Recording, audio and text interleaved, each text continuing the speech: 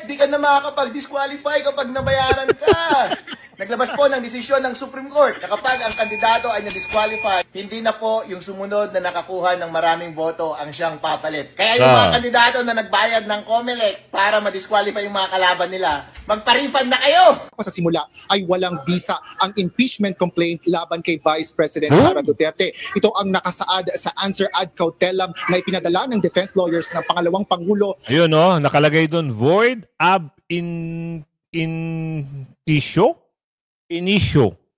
So, yun daw yung ibig sabihin nun for violating the one-year bar rule. Ayun. Petisyon sa Korte Suprema ang PDP laban at iba pang petitioner para atasan ng Comelec na magsagawa ng manual recount sa mga boto para sa pagkasenador noong nakaraang halalan.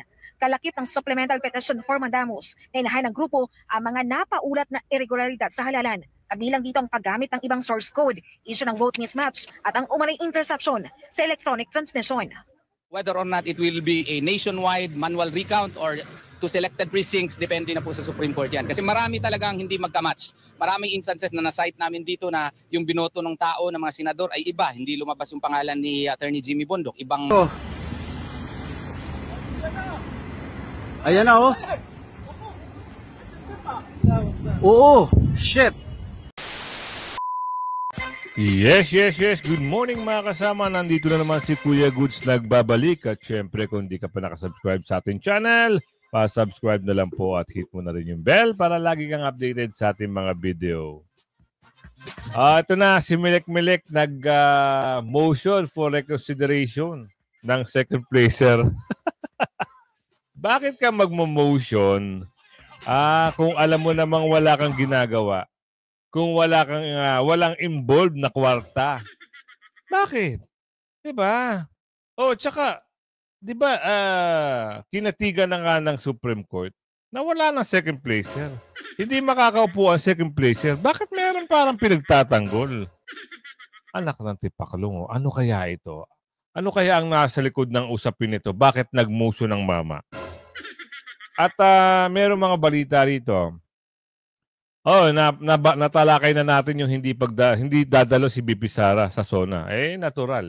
Ikaw ba naman eh? At saka nagpahayag na si BP Sara na hindi siya dadalo. Confirm na yun. Nagsalita siya sa Australia na hindi siya dadalo dahil scam. Budol nga sa Tagalog.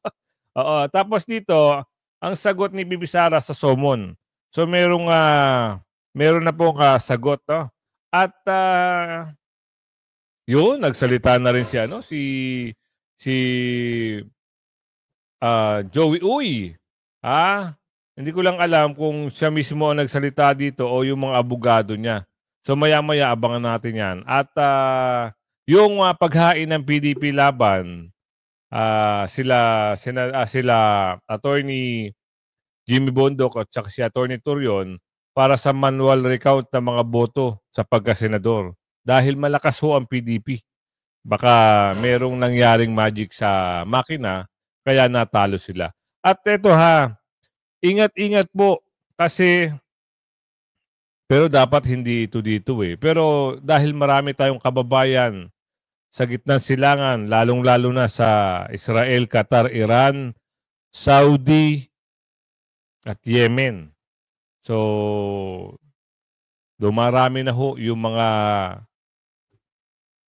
nakikisawsaw sa usapin dyan sa sigalot na yan. Meron akong video footage na pinost ng ating kababayan. Yung Qatar ho, tinarget na rin.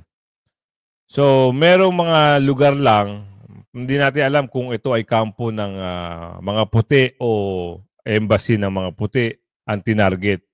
Kasi ang sabi doon, nagpaalam naman daw ang bansang RAN dito sa TAR para magpaulan ng mga kwitis. So mahirap sa kalagayan ng ating mga kababayan, lalong-lalo na may kamag-anak kayo dyan sa bansang nababanggit. Mahirap maipit. Kaya kung halimbawa ay mabibigyan kayo ng pagkakataon, kahit man lang maka-escape po dyan.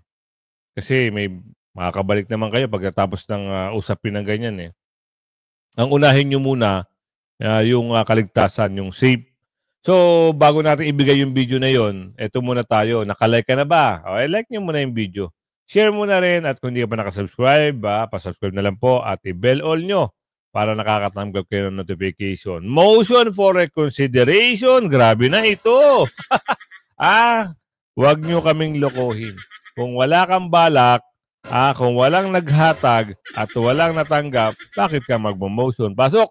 Just in, pinag-iisipan na ng Commission on Elections ang paghahain ng motion for reconsideration sa Korte Suprema kaugnay ng second place rule. Ayon sa Korte Suprema, ang isang nanalong kandidato na may diskwalifikasyon ay hindi maaaring palitan ng natalong kalaban. Tama. Saad ni COMELEC Chair George Garcia, hihingi sila ng paglilinaw sa kataas-taasang hukuman dahil maaaring maapektuhan nito ang mga naunang inilabas na desisyon ng poll body.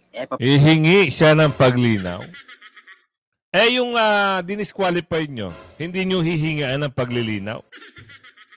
Bakit ba pumapabor kayo doon sa gusto nyong ipalit? Kaya sabi sa balita, COMELEC to counter Supreme Court ruling abandoning the second place rule. Bakit hindi mo sinabi COMELEC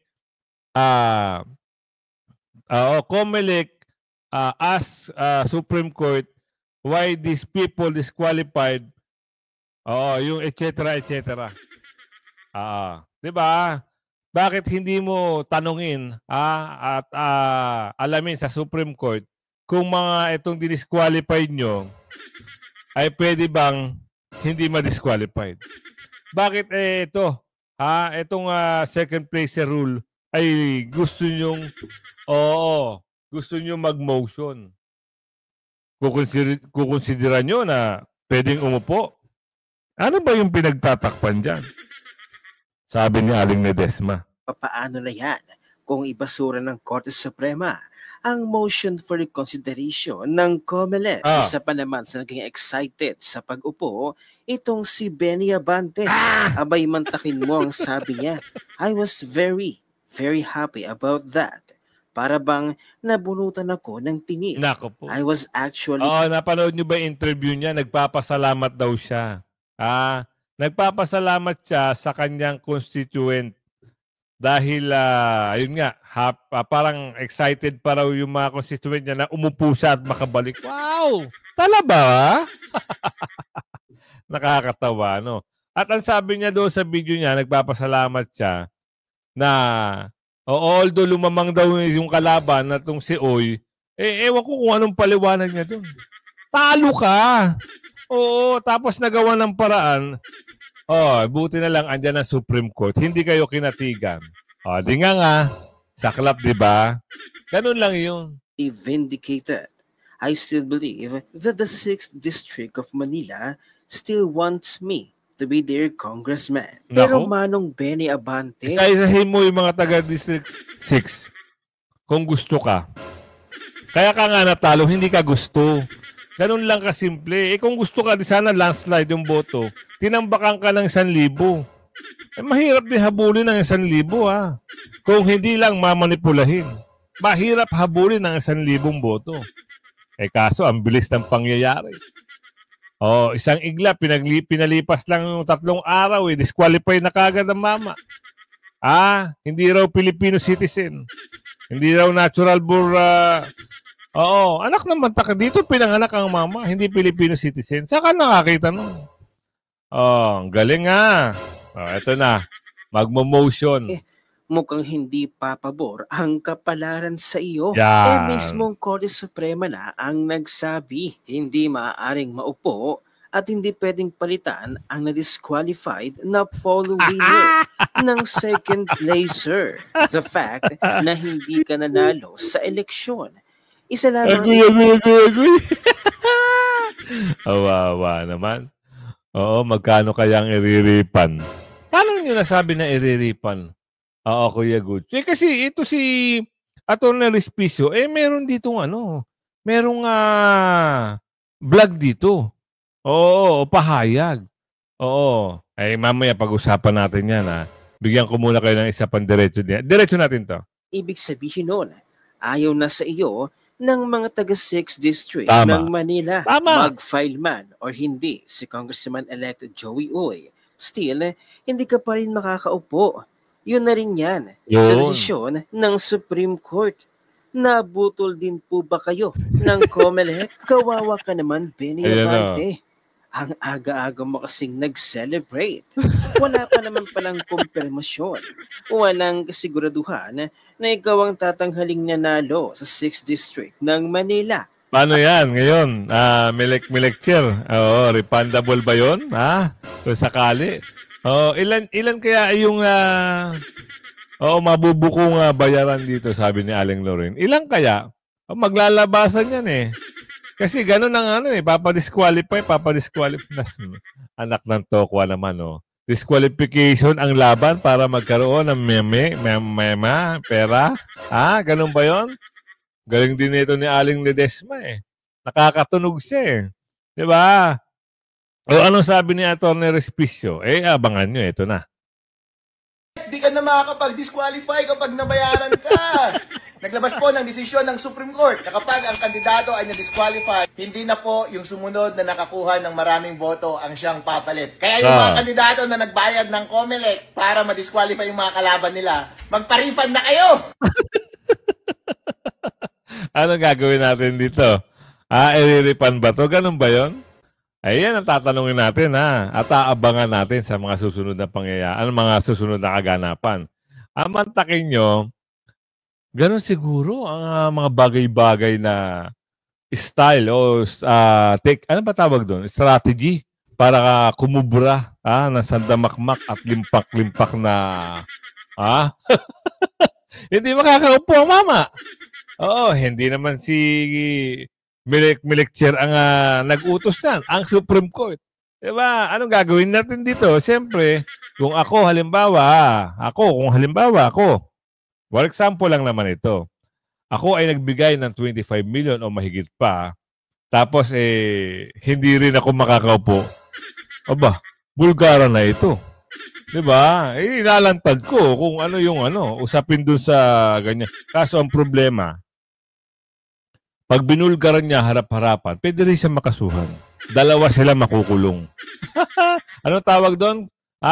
Bribery ba tawag doon? Kung halimbawa, bribery yun nga. Kung bribery yun, nakuparehas sila.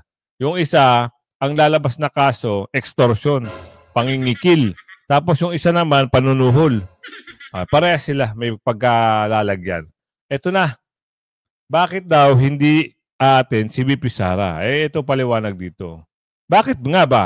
Di ba sinabi na ni BP Sara nung isang araw sa vlog natin sa May Australia, ito good news. Good news mga kasama, meron ako napanood na vlog. 2 vlog na napanood ko at 2 balita. So hindi ko naman sasabihin sa inyo kung saan bansa. Pero hindi naman uuwi. Parang doon siya sa bansa na yung pupunta. Kung alam nyo kung nababalitaan nyo, comment nyo lang sa comment section kung anong bansa yon. Pero meron na nagsabi, baka Pero asikasuhin ko. Kung sakaling doon na nababanggit yung asikasuhin ko yung visa. Basta makapunta lang ako doon at makapag-cover lang ako. Makita ko, siyempre, maano ko rin si Tatay Diggy, yung makamayan, yung suporta natin. At doon naman, mura lang naman siguro yung doon, Airbnb. Mga 1 week lang tayo doon, okay na yun. Ayan, tuloy. Masaya, happy ka ba? Type sa comment section. Happy! Dahil lalabas na, makakalaya na si Tatay Digong. Yan ang inaabangan natin lagi. Bakit nga ba hindi darating o hindi pupunta itong si BP Sara? Alam nyo naman ang sagot. Scam! Budol! Di ba? Sagot. Pasok. Portado ng isang kilalang political commentator ang desisyon ni Vice President Sara Duterte na dumalo sa SONA o na hindi dumalo sa SONA ni Pangulong Ferdinand Marcos Jr. Ayon sa kanya, tama lang ang naging hakbang ng pangalawang Pangulo sa gitna ng matinding sigalot sa pagitan ng pamilyang Duterte at Marcos. Si Prince Tripoli sa report. Sa gitna ng tumitindi pang hidwaan sa pagitan ng mga makapangyarihang pamilya sa politika, hindi na kinagulat ng ilang political analyst ang naging desisyon ni Vice President Sara Duterte na latawan ang SONA ni Pangulong Marcos Jr. ngayong darating na July 28. Para kay political commentator Ibi Hugalbot, malinaw ang mensahe. Hindi na dapat makisangkot sa isaanyang mapagkunwaring pagtatanghal na isinagawa ng mga taong patuloy umanong nagpapabagsak sa pamilya Duterte. Well, ano bang silbi? Pag pupunta siya doon, in-impeach ka na by the same people na nasa Congress, no? Kinidnap na yung tatay mo at nandun pa nga ngayon sa ICC, tapos pupunta ka doon? Anong klaseng tao ka na haharap ka doon at makipagplastikan sa lahat ng mga tao na ang gusto ay mawala kayo dito sa mundo? Tama lang din yan, no? Ang ginawa ni Inday na yan. Huwag na pumunta doon. No? I agree with her decision. Sinabi rin ng Kalbo na wala ng saysay para dumalo sa SONA ang pangalawang Pangulo kung ang mismong mga mambabatas na naroon ay dati nang nagtangka na pabagsakin ang pamilya Duterte sa pamamagitan ng impeachment habang patuloy namang inuusig sa ICC ang ama nitong si dating Pangulong Rodrigo Duterte. Anya kung dadalo si VP Sara para na rin nakisali siya sa isang plastikan kung saan yun yung video na sumagot si VP Sara na hindi siya dadalo. Pero very good, VP. Dahil kahit hindi kayo dumalo, wala tayong pakialam sa kanila. Oo, basta ang pakialam natin, ikaw, sa 2028, uupo ka as a President of the Philippines. Yun ang aabangan natin.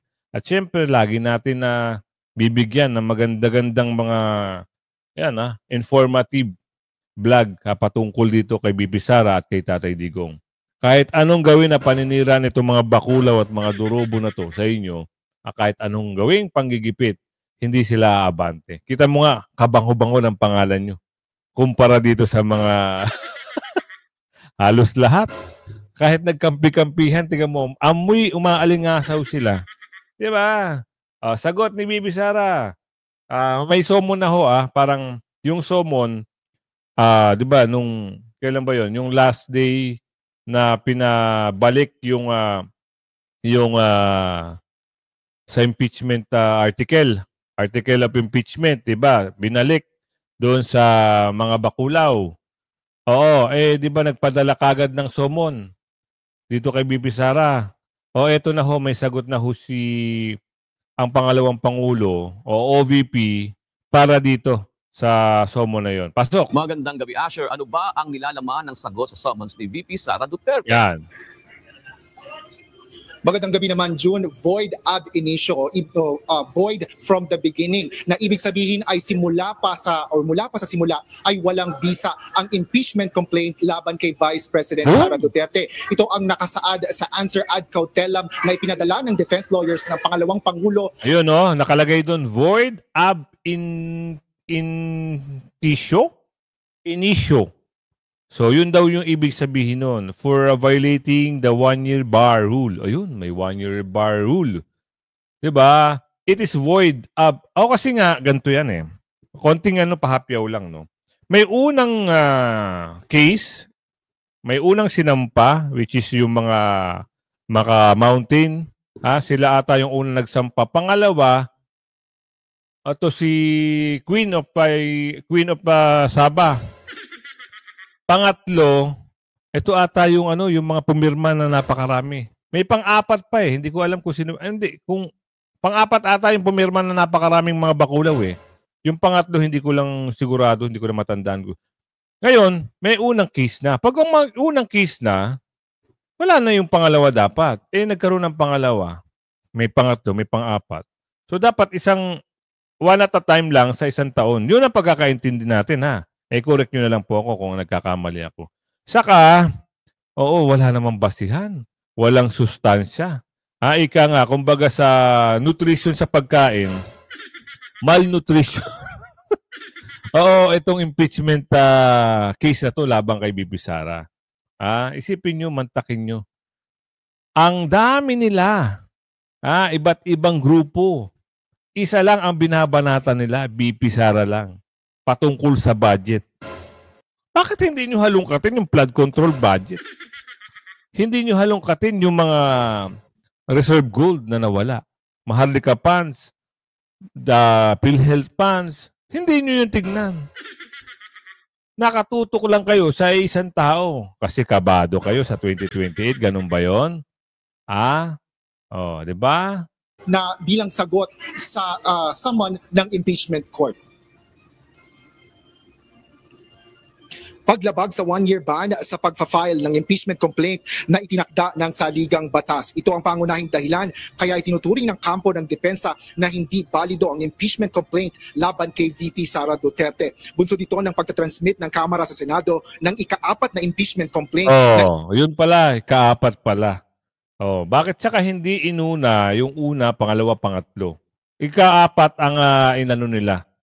So yun malinaw Yung ika-4 ang inuna, bakit yung tatlo parang nawala sa eksena? Inihain sa House of Representatives. Ipinunto rin ng defense team na walang statement of ultimate facts ang impeachment complaint. Ibig sabihin, walang specific na mga basihan upang suportahan ang mga aligasyon laban sa pangalawang Pangulo. Scrap of paper o basura lamang ang nila ito. Kaya't maituturing lamang... Scrap of paper, rubbish, ganyan, basura. Wala na talagang saysay ito. Sa tingin natin, so 24 na ngayon, June 24. Sa tingin natin dito, ang desisyon ng korte dito, basura. So, abangan natin yan At kaya ako sinabi na mag-ingat ang ating kababayan, mamaya sa dulo ng video, talagang masasabi nyo na nakakatakot dun sa mga lugar na yon. Nakakatakot mga kasama. Hindi biro yung nangyayari. So mamaya papakita ko sa inyo. Eto, hindi pwedeng mabaluktot ang batas.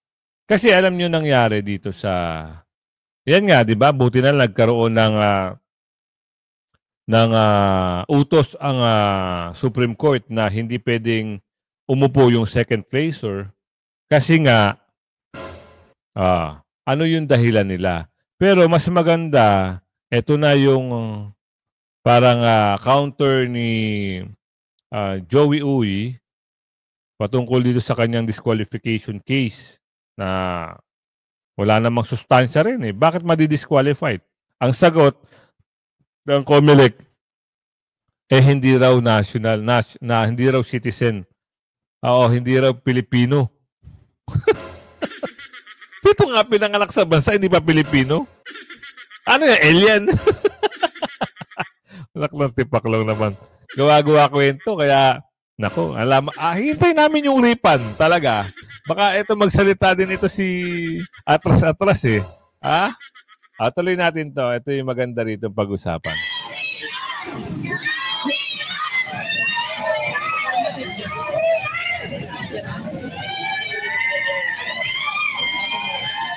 Si Joel Uy na pala to. Kala ko si Ayan si Congressman Uy na pala to. Tama ba? Parang medyo lumaki si Sir Joey Uy si Congressman Joey Uy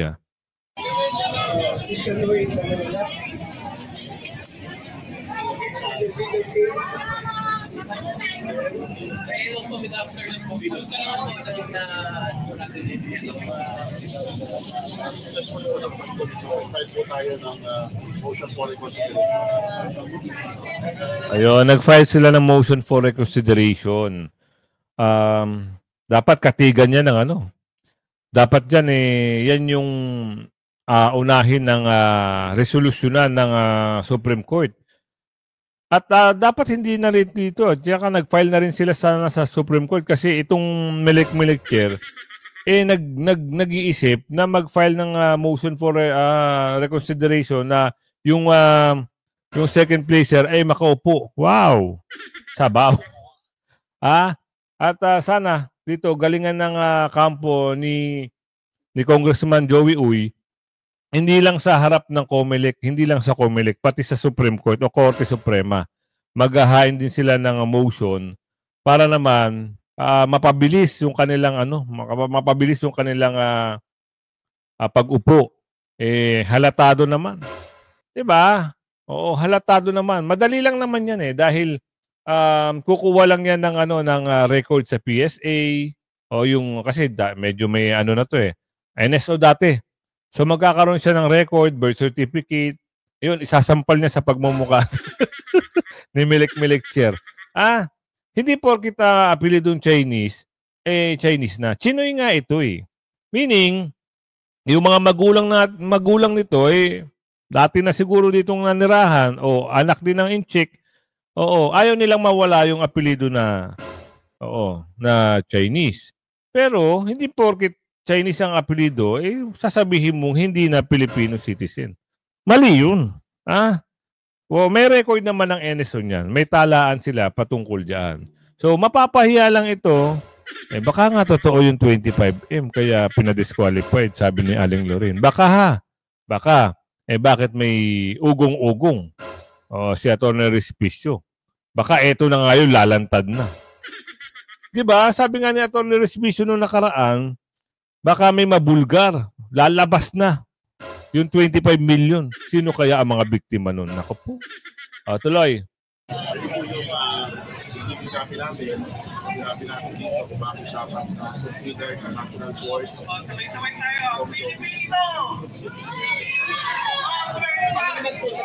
Yun hindi natin mabasa Yan yung motion for reconsideration na ihahain nila na hindi consider. Dahil patunayan talaga, hindi consider. Oo. Sabi kasi parang, set din natin.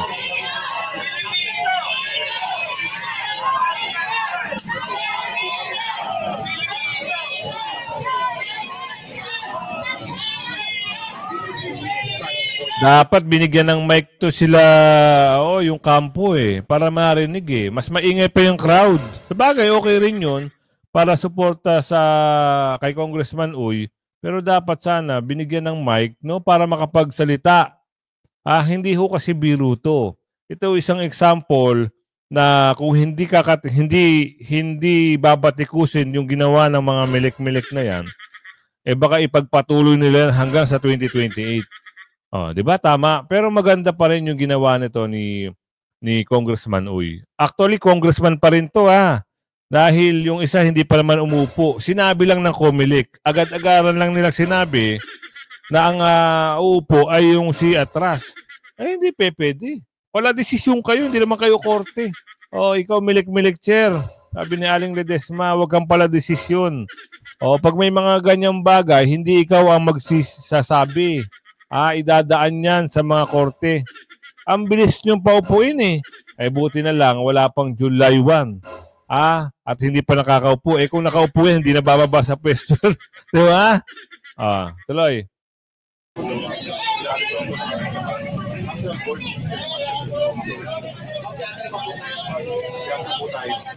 Natural born. Si Congressman Uy. Tsaka sampalin nyo ng birth certificate yung si milik-milik chair na yan. Dito tayo mapunta. Ito na maganda. Pag napatunayan, lalo na yung gumawa ng kwento na natalo ang PDP o Duterte, nakuyari. Manual recount ang motion ng mga naghain ng petisyon. Petisyon sa Supreme Court. Korte Suprema sina Attorney Israelito Torion, Attorney Jimmy Bondoc at ang PDP laban na atasan ng COMELEC na magsagawa ng manual recount sa mga botong nakuha sa senatorial race noong May 12 midterm elections. Si Margaret Gonzalez magbabalita. Naghain ng petisyon sa Korte Suprema ang PDP laban at iba pang petitioner para atasan ng COMELEC na magsagawa ng manual recount sa mga boto para sa pagkasenador noong nakaraang halalan. Kalakip ng supplemental petition for mandamus na inahay ng grupo ang mga napaulat na irregularidad sa halalan. Kabilang dito ang paggamit ng ibang source code, issue ng vote mismatch at ang umanay interception sa electronic transmission. Whether or not it will be a nationwide manual recount or to selected precincts, depende na po sa Supreme Court yan. Kasi marami talagang hindi magkamatch. Maraming instances na na-cite namin dito na yung binoto ng tao ng mga senador ay iba. Hindi lumabas yung pangalan ni Attorney Jimmy Bondoc. Ibang mga kandidato yung lumabas. Hindi lumabas yung boto ni Pastor Apollo Sikibuloy. Ibang tao yung lumabas. So, para magkaalaman na, kailangan na isundin natin ang batas at mag-conduct tayo ng manual recount. Section 31 of Republic Act 9369. Hindi po kami umaatras. Isinusulong pa rin namin ito. Bakit? Para matama po ang mali. Yun mas maganda. Tama yung sinusulong o petition for manual recount kasi baka maya-maya yung makina puro magic ang naging eksena nung May 12. Yan ang sabi ni Aling Lorin. Kaya maganda itong gagawin ni Atty. Torion at siyempre ni Senador Jimmy Bondoc. Actually, sa puso natin, senador na to eh. Dapat lang. Kasi ang lakas nito. Sa mga OFW, ang lakas. Yung mga kasundulihan, police at mga uniform personnel, sila rin ang binoto. Mantakin nyo. Diba? Implement po natin yung manual count, magkakaalaman na po talaga tayo kung talagang na-affect ng overvote yung overall result ng election. Una na rin kinonsyon ng kampo ang kawalan ng mano-manong bilangan ng boto sa mga presinto, pati na rin ang pagsasagawa ng overseas online voting kahit wala pang batas na sumasaklaw dito.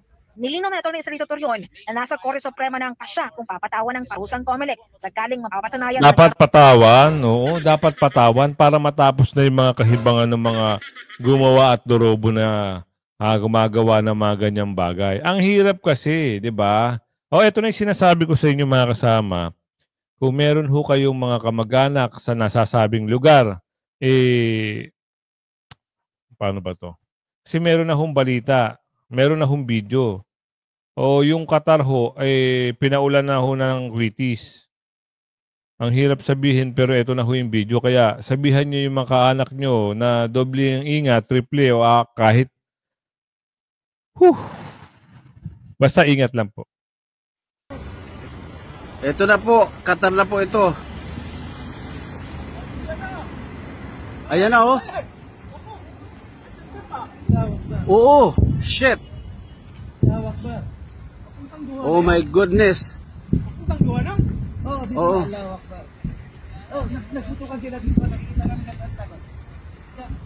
Ayan na oh. Shit. Ito na. Akala ko napanood natin yan. Kaya nagulat ako bakit nasama yung bansang nababanggit na ito. Bakit? Nagtataka rin ako dito sa run-run na ito. Bakit dinadamay niya yung mga kalapit na bansa? Oo, sabihin natin, andun yung kampo ng puti at andun yung embassy ng puti. Kasi ang target daw, ayon sa balita, ang tinarget yung kampo at yung embassy. Dapat hindi naman ganun. Di ba? Kung wala naman, bahala sila. Kaya, yung mga kababayan lang natin, saka hindi kawawa rin yung mga, alam nyo, na madadamay. O kung umabot ka sa video natin ito, sabihin nyo kung saan lugar kayo, ha? Mega love shoutout po. At doon sa mga nasa gitnang silangan, mag-ingat po kayo parati. At tumawag po kayo sa taas. Ay, nako, sana matapos na itong yung mga usapin dyan. Sana tapusin na lang ngayong araw. Wag nang hanggang sa muli, like and share. Bye-bye!